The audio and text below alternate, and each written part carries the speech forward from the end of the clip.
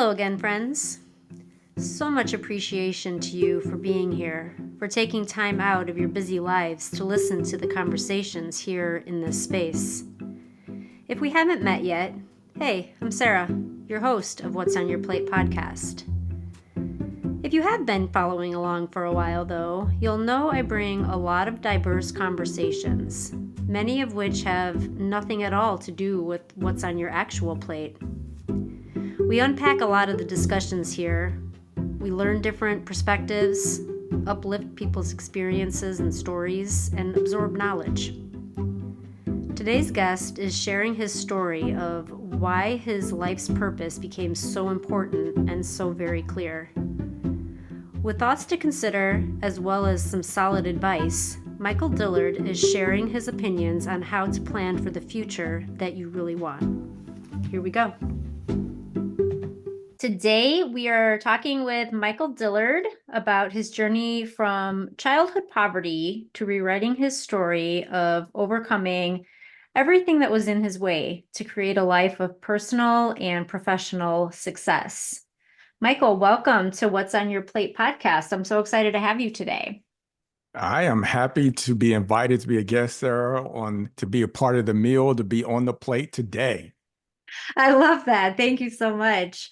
Um, Having somebody like you join the conversation is really interesting to me because it brings a different angle of conversation than has typically been in this space. And I am just excited to hear about everything that you have done to truly change the course of how it started versus how it's going. Okay. The part of your journey that prompted you to be where you are today, let's start there, I suppose. Let's start with how you became where you are today. Okay. Now, how far back do you want me to go, and where do you want me to break it up? Because I feel like I have different phases in my life where it's like, okay, high school, college, after college, professional world, and then traveling the world. So do you want me to break it up, or how you want me to talk about it? Maybe start where maybe some of your first memories of looking back on how things started for you, where you were not feeling like you were in a place of abundance Great. and knowing that that was not going to be your forever spot in life. Good. Got it. So I'd like to tell a story, like this, where I tell people, imagine that it's the summer, August. I'm a 15-year-old, school has just started. It's August, it's hot, but it's a Saturday, 15 years old. I decide to go out to the porch. So you see me run out to the porch, running excited, and you're my neighbor sitting on the porch, and you're looking like, what's going on with Michael? Why is he running to the mailbox? Then all of a sudden, I pull out a white envelope, something like this. And now I'm running back in the house, excited, jumping for joy. And then my mom comes out with our baby brother. Then my middle brother comes out. We all jump in this 1979 sky blue, 5 miles per gallon having Oldsmobile car, steel, right? So now we jump in, we put on our seatbelts, and you're looking like, what's going on? So you decide to jump in the car with us. You put your seatbelt on. My mom puts the car in reverse. We back out the driveway, puts it in drive, and now we're rolling down the highway. Soon we pull up. We're there. Finally, we all jump out of the car excited. And you're like, wow, what's going on? Why are these people so excited? You look up and you see we are at the grocery store, folks. Like, why are they excited to be at the grocery store? You see, the envelope had $220 worth of food stamps. It made the difference between us being broke, but still living. You see, in high school, I would go to school, my stomach would be full for 2 weeks. And then 2 weeks later, when those food stamps ran out, my stomach would be growling. That was my childhood memories growing up. So what changed? Well, Upward Bound helped change the trajectory for me and my family. During homeroom class, a teacher came in and handed a piece of paper talking about this new program called Upward Bound. My mom looked at it, she filled it out. I returned it back to school. And as they can say, the rest is history. My life changed at that moment when I filled out that piece of paper. How, you ask? Upward Bound had a special program for children whose parents never graduated from college, and they were also considered low income. They had a program that would kind of help nurture you and provide you some tutoring and a little guidance on the side. So on Saturdays, instead of playing, they would tell us we'd have to go and meet them at a college campus. In my case, it was Austin Peay State University. The tutors would help us for 4 hours, go over math, English, and they would teach basic fundamentals that was taught in high school. That would carry on until my senior year, in which time they had us fill out an application to attend Austin Peay State University or the college we wanted to go to. But the benefit is that they would pay for 2 college classes during the summer. So immediately after high school, they had me going to take 2 college classes during the summertime, and they helped do the paperwork and guide us through the process. Because you got to remember, my mom was a single parent who'd never gone to college, so she couldn't have helped me. So they provided the resource. This is the guidance, the training wheels to allow me to go to college. Fast forward during the summertime, I'm working, I'm going to school. I start the regular semester with a full load of college courses, not realizing that you can't work 50 hours in the factory and go to school full time. They just don't work because you get something's going to give. I gave in, but I decided instead of working at the factory, working 50 hours a week, putting stoves together, that I would join the Army to get a skill and to get college assistance. Fast forward 4 years later, I'm back at the same factory, but I'm not having to work as hard because I shifted my schedule so that I would be able to accommodate working and going to school. But here's what changed my life forever. There was a job announcement that said that we're looking for someone that knows how to read an ohms meter, somebody that understands electronic circuits and etc.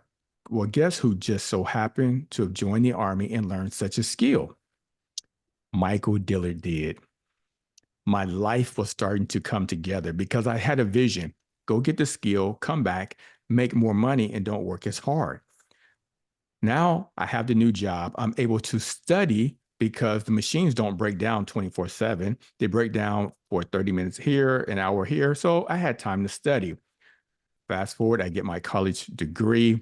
And when I say the doors that was once locked to me as a young boy were unlocked once I got my college degree, I was able to access more responsibility, more job, and a skill that people were willing to pay for. That's part one. A little bit of part two is that I still felt myself working in customer service, even though I had a degree. And I said, wait a minute, I went to college for this. This can't be. There was something that I was missing. I didn't have the experience. I had the degree, but I didn't have the experience. You see, I wanted to work at a bank. And in order to work at a bank, you needed to have experience. So I did something that most people wouldn't do. I took one step back. I took a internship that paid me $2 an hour less than what I was already making, with no guarantee that I would get hired. But I knew that if I marked my work with excellence, that I would stand out. I took the chance and I bet on me. Fast forward, the internship ended, and guess what? They offered me a full-time job, making more money than I'd made before with more benefits. So that's why I say sometimes in life, you got to take one step back in order to go 2 steps forward. That is quite a story. Thank you for sharing all of that, honestly, and giving us a glimpse of just the way things began for you and how you really just changed the entire trajectory of your life. Um, I love something that you said right at the end there about betting on yourself. And I would like to hear you tell us a little bit more about how you just became so confident within yourself. I think a lot of us struggle with that imposter type syndrome mindset and just not really betting on ourselves like you did. How did you find that type of mindset? That's an interesting story, sir. Interesting question. And I look back and I say, what was it? I Part of my experience, I believe, that helped me is that, I'm an African American, and so the church that we went to was predominantly white church. I felt like that kind of shaped my vision on the world of being exposed to different cultures. And so when I'm in the rooms, I don't feel like an imposter. I feel like I can communicate with everybody because I can relate. And the fact that my dad was in the army and that when I was 5, 6 years old, we did live in Germany. Once again, I was exposed to another way of living, another way of thinking. With Upward Bound pivoting me, instead of saying the goal is to get a high school diploma and work factory, they pivoted me to college and exposing me to another part of life. It gave me the goal to get the degree. But what happened is, imagine, and I didn't go into detail. You are you're in college, you get off work at 2 p.m. and you have to drive 45 minutes to the factory. When you get to the factory floor, it is 100 degrees, hot heat with the hot fan blowing on you. You got to stand until the 15-minute break is called. So then you take a small break, then you come back and you work nonstop until it's time for lunch and you get a 30-minute lunch break in the hot heat. Then you come back for another 15-minute break and then you get off around midnight. And now at midnight, you got to drive 45 minutes back home. And then it's time for you to get up and go take your college classes. But I looked up and I saw these people sitting in the office with air conditioning, pushing paperwork. I said, I want to be like them. I don't want to be running around standing up working. I want to be like the people sitting there. So when I joined the military, the US Army, and I got the skill and I came back and I became one of those people sitting in the office getting paid for my knowledge and my skill, it showed me that once again, if they can do it, I can do it because I saw those people and I became one of those. So that set the trajectory is that sometimes it's just a matter of getting the skill that you need in order to enter the other room that's locked. That makes so much sense. That vision you created for yourself is coming more to light in my mind now when you mentioned that earlier, and really being able to envision what you wanted for yourself. I gotta believe just really fueled the fire that was already there. Fueled the fire and I got off food stamps. So imagine, poverty, right? When you started the body, you're like, oh, that's not a good life. Something that I don't share as much is imagine it's time to do back to school shopping. And everybody's thinking, oh, go to the mall, right? Well, my reality was that we went to the dollar store to buy my plastic two-stripe tennis shoes. Imagine, imagine. So if that's not enough to say, if you don't have money, if you don't have education, that your life isn't going to change, that was another motivation for me to like, I don't want my lowest point to be that for myself and for my kids. So let me sacrifice today or tomorrow. 100%. And I don't know that I ever had the story of the plastic tennis shoes from the dollar store, but there were certainly moments in my own upbringing that made me learn exactly what I did not want for myself or for my son. Um, would you say it was true for you that you learned a lot about what you didn't want from your mom versus her leading by example of, how to be or how to be present in this world? I did. I saw firsthand the fact that you have two different people going to work. One person gets paid more than the other, all because of the job that they're doing and what people feel like that job deserves to be paid. That was the difference. My mom was willing to go to work. Mhm. She tried, but she didn't have the education. She didn't have a skill that garnered more income. And so me seeing that firsthand, I said, no, don't want that life. And then seeing my friends, nothing against, working factory and et cetera. I just knew that imagine I joined the military, the army, I leave that factory floor, And when I come back, I see some of the same people on that factory floor, and they got kids, and they're making the same amount of money as I'm making. And I thought to myself, wow, life must be, a little rough and a little difficult. They got to make a lot of sacrifices to make ends meet unless they change something in their life. So me seeing how others were living, I kept saying, what's life like on the other side? What's life like when you're not tied to a production floor waiting for the bell to ring, or you're waiting and hoping that you can work an extra 4 hours or 8 hours of overtime so that you can pay for the school fees?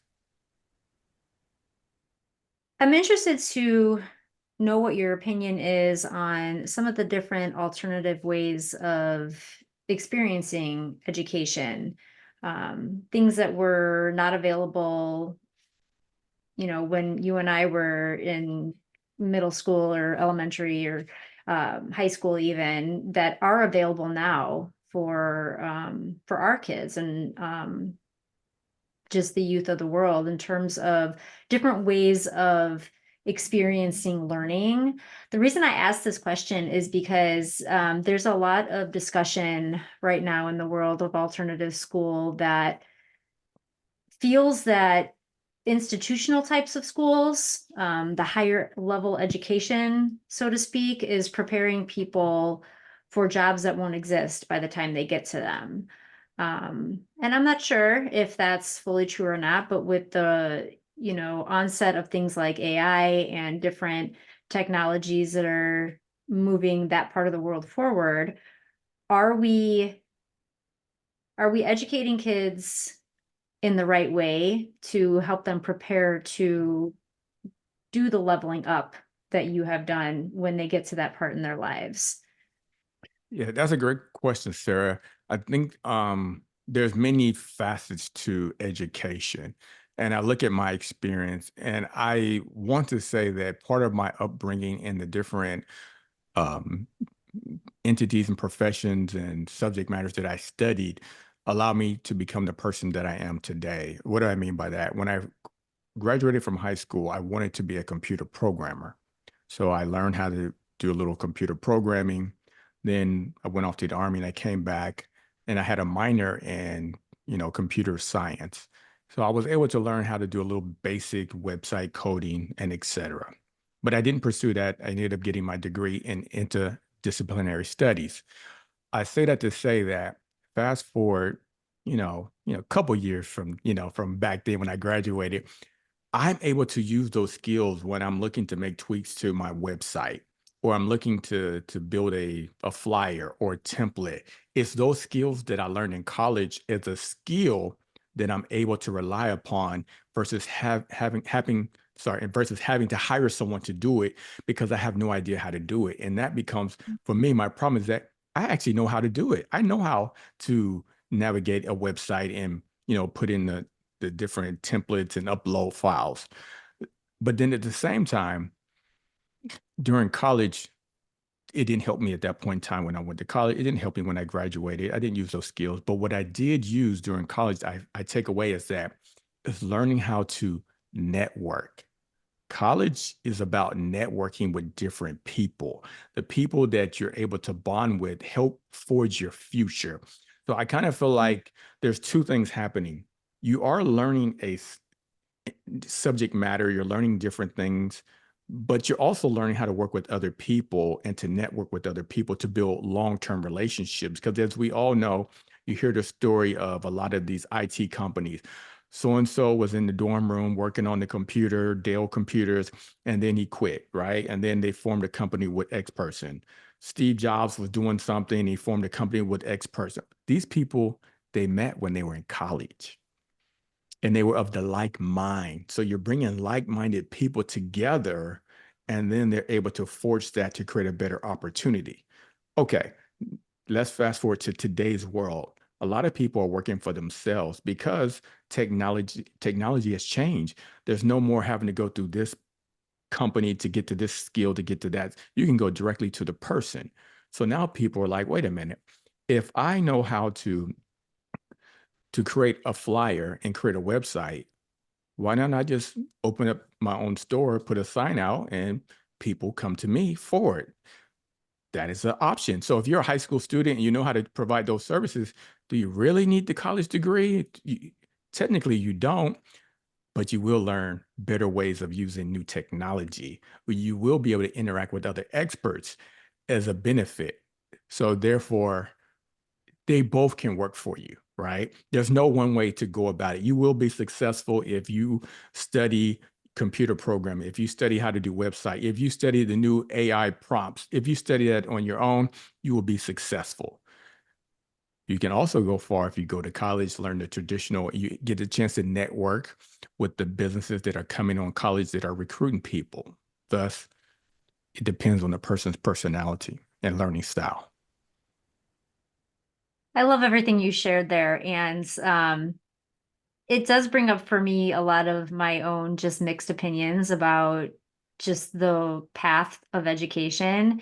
And you are correct in that much of where we find ourselves learning or who we're learning from, it is what we make of it, right? Even if you're not fully absorbing everything put in front of you, there's bits and pieces, there's little golden nuggets to take from each and every one of those experiences that can feed into the next situation of your life for sure. So just those connections you make, as you said, the people that you meet and maybe develop something amazing from later on down the road. I think that's very valid for sure. And the idea as well that you can absolutely build your own castle, so to speak. You can build your own fort, your own company and your own amazing business.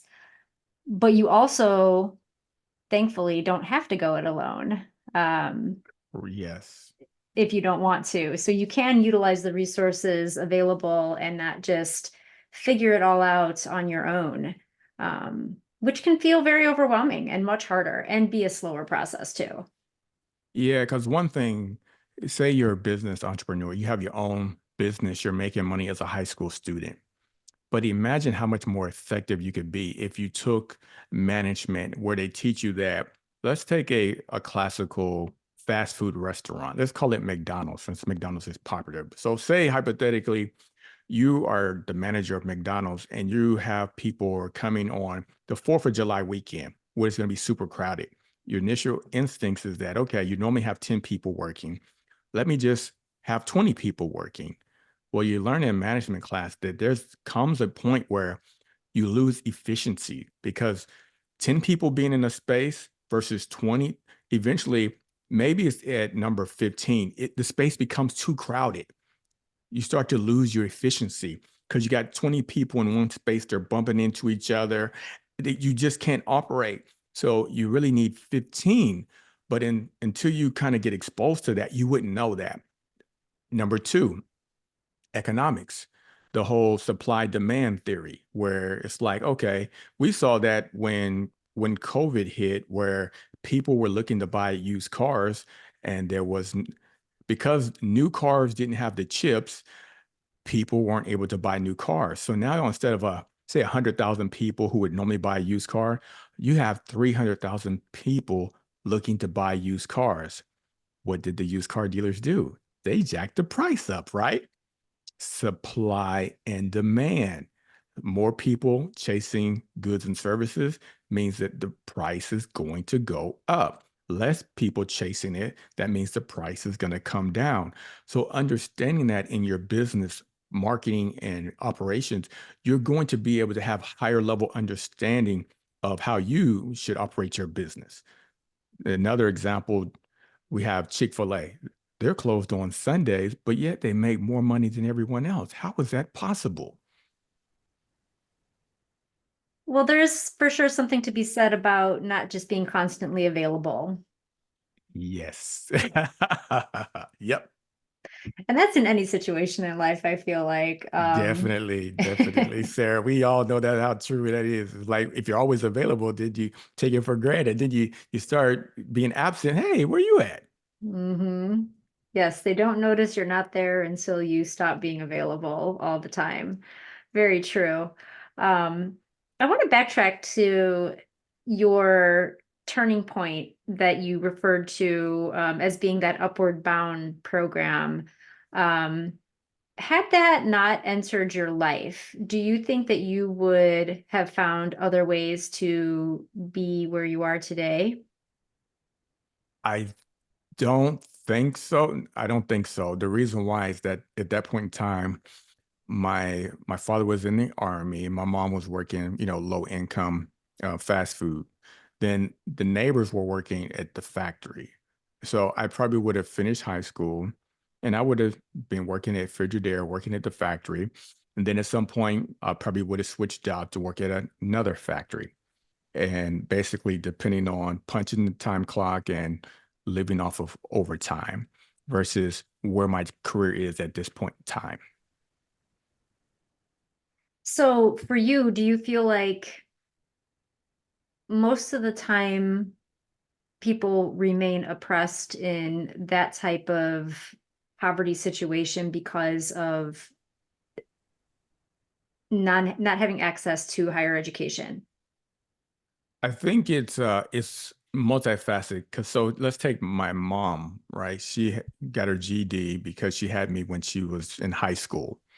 So and she never pursued a skill that the market was willing to pay more for. Therefore, she found herself working at fast food. Take somebody now that's working at the factory, they're making more. They're making above minimum wage, and you can have a decent lifestyle working factory, especially if it's a well-paying company. So you can have a decent lifestyle and it doesn't require formal education. However, for me, when I got my bachelor's degree and then got my master's, my income doubled. Therefore, my lifestyle changed. The opportunities that I was able to afford to my family changed because of me having that bachelor's degree and then that master's degree. Now, there are some people who can become successful um, by having a skill. It comes down to the plumber. The plumber is coming to your house to fix the pipe. Well, nobody's doubting the plumber, right? Everybody's going to be like, look, the plumber is going to charge me, $50, $100 an hour. If you have to go to get your car fixed, you're paying the mechanic a certain amount of rate. Why? Because they have the skill and the knowledge that you don't have. Whereas when you're working fast food, companies feel like, oh, I can get that skill anywhere. So it comes down that it depends on what you want for your life, but realizing that people are willing to pay more money if you have a skill that they're looking for. That makes a lot of sense to me, Michael, because things are only worth what people are willing to pay for them, right? Right. Um, People need their toilets to flush, Yes, they but do. they don't need to buy a $10 burger that they can make at home for 3. Correct. Correct. Yeah, Yeah. that's a very interesting thing to think about in just the things that we hold of higher value and what we're willing to spend our hard-earned money on. Everybody, I'm sure, has somewhat of a different perspective of what that looks like for them, but at the end of the day, paying somebody for what you don't know how to do or what you're unwilling to do, will demand a higher price point. Correct. Because that problem, as we all know, it's not like I wanted to pay for the plumber. It had a problem, right? That's what the trigger is. Once people have a problem, they feel that pain, they want to get rid of that pain. Mhm. Well, let's talk a little bit about that because you obviously have a deep understanding of problem solving and removing pain from a situation. You've done that for yourself. You're teaching your family how to do the same thing. How are you now showing up for other people in the world and teaching them to do the same thing? Oh, great questions. What I'm doing now is I have a mission to help 100 families and professionals in two different buckets. 100 families from the sense of personal finance. I feel like a lot of times the way the world in which we live in America is that there's a lot of misinformation when it comes to manage your money and planning for the future. Thus, my goal is to help 100 families establish a sound financial mandate, principle, foundation so that they can leave a financial legacy. On the other hand, from traveling the world, having years of experience, as you noticed, Sarah, I want to help young professionals advance in their career so that they don't make mistakes that I've seen others make or that I've made now that I'm a certified executive coach. So my goal is to pull young people up so that they can rise faster in their career. That is absolutely amazing and so needed. I'm interested to know about how you are meeting, especially families where they're at. Most of the time, I would imagine it wouldn't be a matter of hitting a rewind button and starting their journey over in terms of maybe higher level education and gaining a skill. How are you engaging people where they're at? I gauge people where they're at by just highlighting simple financial tweaks that they can make in their life to allow them to have a better financial future, but also to leave a financial legacy through education. What I mean by that is five principles that I teach. Number one is to buy 30-year term life insurance because that's going to be the foundation. Because if one of you, or if you're single and you have children, you lose your income, how is your child going to be able to maintain that lifestyle? And if you're dual income family, one person is making 50,000 and another person is making 70,000, how are you going to pay off that $400,000 mortgage if something, God forbid, happens to one of you? But for as little as $50 a month, you can have life insurance for $500,000. And I call that being the financial income, securing your financial income. And then number two, most of us still have access to a 401k matching plan with our employer where you put in X amount, they will match it. That's free money. So imagine putting in $200 into a jar. You put $200 in a jar, and then when you look into it again, it has $400 in there, all because your employer matched what you were willing to do. You're willing to invest in yourself. So your employer said, okay, I will help match what you put in because the days of pensions are gone, far and few. Companies have changed the way they're going to reward employees. Then once you get the match, you're set getting that 100% match or 50% match, whatever it is. Then number three, I'm going to say pay off your high interest 24% credit cards because it's going to take you not 5 years to pay it off, making the minimum payment, not 10, not 15 years. It's going to take you over 20 years to pay off your credit card, making the minimum payment. And you're going to pay double or triple the amount for that ski trip. Number four, take advantage of the tax savings discount that the government is providing you by opening up an individual retirement account. And then the last one, number five, open up a child inheritance account, which is really a child savings account. And what I tell people is if you can put in $5,000 in that account before your child turns 18, you would have left them a $320,000 financial retirement for them when they're age 66. I mean, only costing you $5,000, but the account will grow because of compounding interest. And so, Sarah, during my presentations and my trainings, I go through and I go in depth to teach people how financial literacy works so that they can make informed decisions.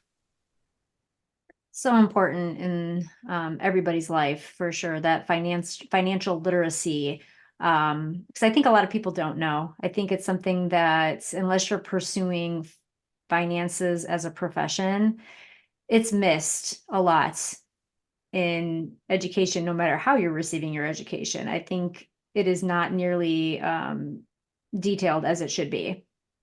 Is missed a lot. And a lot of times when I'm working with couples, I say, hey, couple A, tell me, how much money do you have in life insurance? They'll be like, oh, I don't know. Okay. Well, does your employer offer life insurance? Yeah, yeah, they got me covered. I said, okay.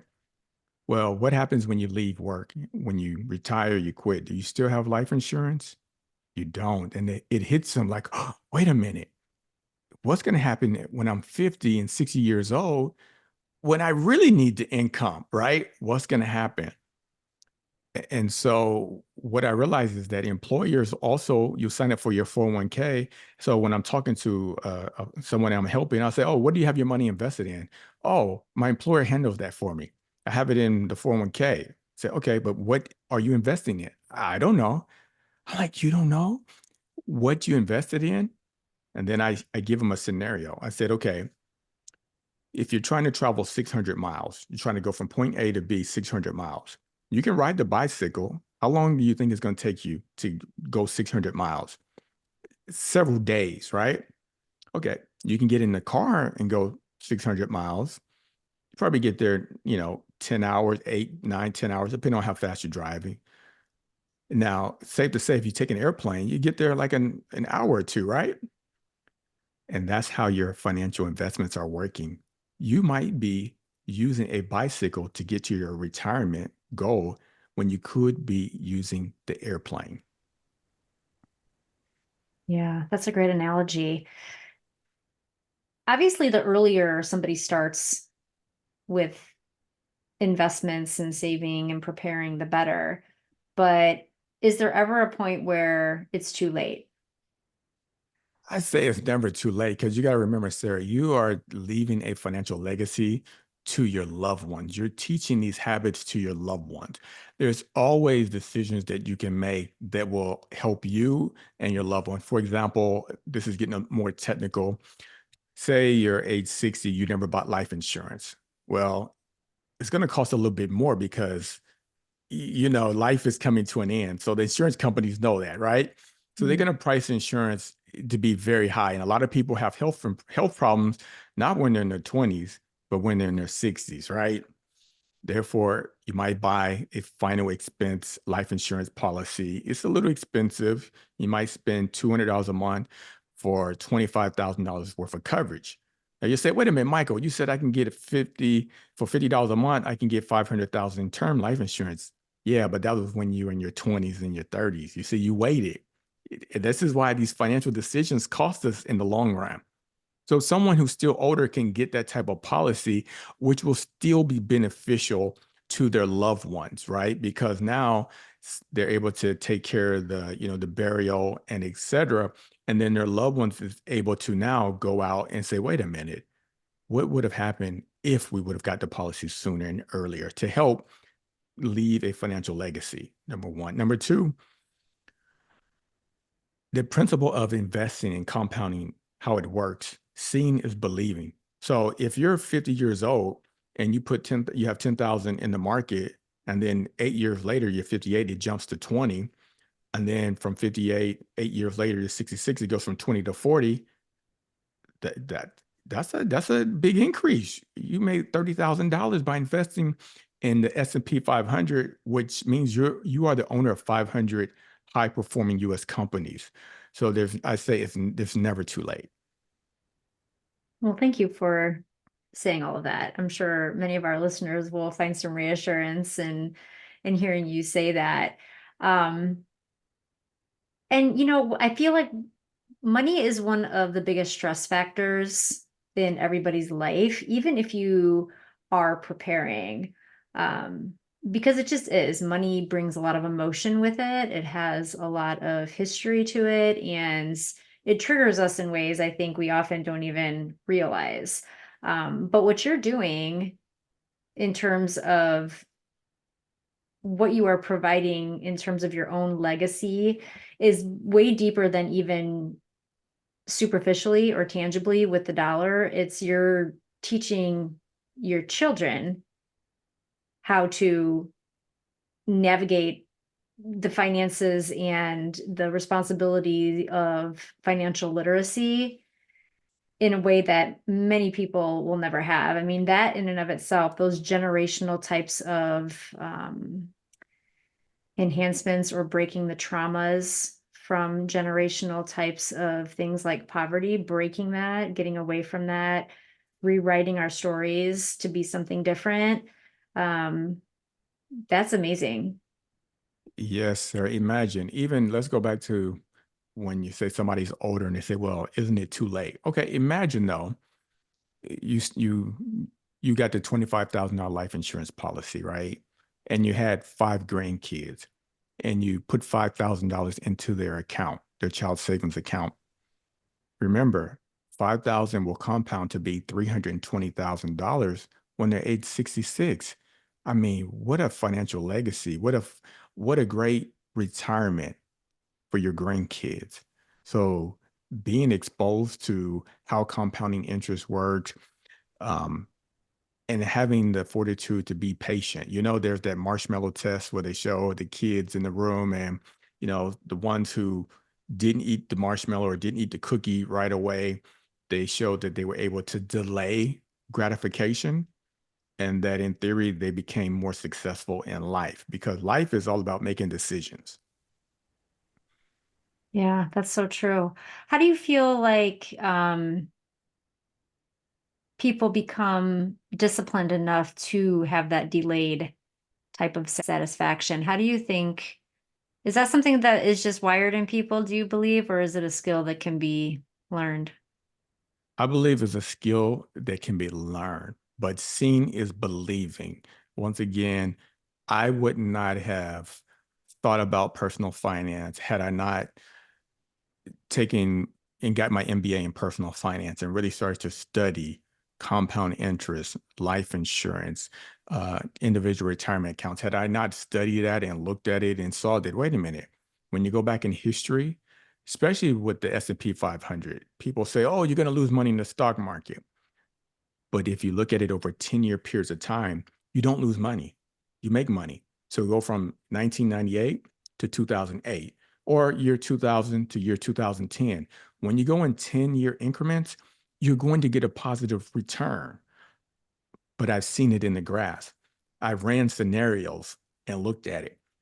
But seeing is believing for me. So now what I've done with my children is I put money into their account, you see? And then I have them look at it periodically. Now they're seeing their money grow. Like my daughter, she's 17, she's working. We opened up a Rothschild savings account for her.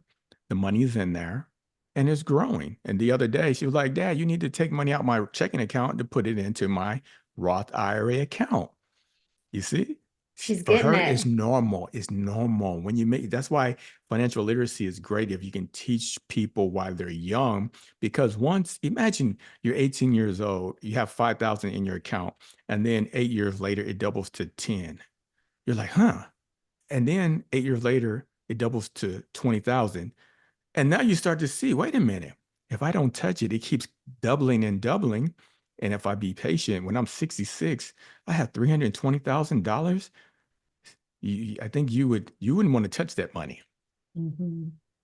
I love what you're doing for your own children, and that you're so passionate about it. You're teaching other people to do the same for their families and for themselves. Um, Michael, what would you like to leave our listeners thinking about today as we come to a close of our conversation? Oh, I want to take the audience in different routes. One for the young professionals who were looking to grow in the career to book a free 30-minute courtesy call with me to help you strategize. I was just talking to a senior leader and they're taking on a new role. And I talked to them and then I provided them an assignment. And they were like, wow, this is great information. This is impactful. Now, this is a high level senior person who gets it, who understands how coaching can benefit them. But I want to catch those young professionals early in their life so they don't get frustrated, so that they can rise sooner rather than later. Now, once they're making more money, also, as you know, Sarah, money is one of the biggest reasons why marriages don't work out. Since I have that skill set, I want to help teach people the fundamentals of financial literacy. I want to educate them because it's hard for me to sit here and hear people get taken advantage of and ripped off without being like, why? I understand why. Because I realized, Sarah, we're emotional. We are emotional. You said it earlier. Money becomes emotional. When you don't have it, you feel stressed out. You want to make more money. You make more money. And then you're like, how come I don't feel super happy? Because we're emotional. And that's why advertisers trick us into all these different gimmicks to it's on sale. But they just dropped, they raised the price in the summer by 20%. Now in the winter, they reduced it back down to the normal price, right? Or, all these different tricks and buy one, get one free, but they never was trying to sell it at the regular price anyway. Hmm. But they know how we are. Discount saving, buy now, special, 4th of July special, et cetera, et cetera. So my last words was like, hey, book a call with me, or just go onto my website, madillard.com. You have a link to some of my social media, YouTube videos where I teach all this stuff for free.